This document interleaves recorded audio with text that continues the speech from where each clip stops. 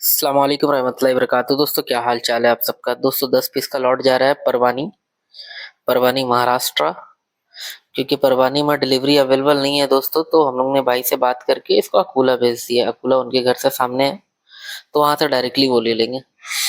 आप लोग कबूतर की क्वालिटी चेक करें दोस्तों, सारे के सारे फिट एक्टिव कबूतर है। थोड़ा लेट वीडियो अपलोड हो रहा है दोस्तों, देख सकते हैं आप लोग कबूतर की क्वालिटी। सारे के सारे माशाल्लाह फुल फिट कबूतर है दोस्तों। 10 पीस टेडी है, सारे के सारे टॉप नॉच क्वालिटी में ब्रीडर पेयर है दोस्तों। जिन भी भाइयों को और भी कबूतर चाहिए हो या हमारे ग्रुप से जुड़ना हो, डायरेक्टली मुझे व्हाट्सअप करें, मैं उनको व्हाट्सअप ग्रुप का लिंक शेयर कर दूंगा।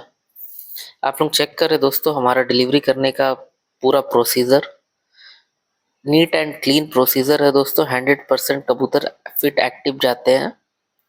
आप लोग चेक करें, कबूतर का फीडबैक भी आप लोगों के साथ शेयर किया जाएगा जब कबूतर हमारे भाई के पास पहुंच जाएगा। तो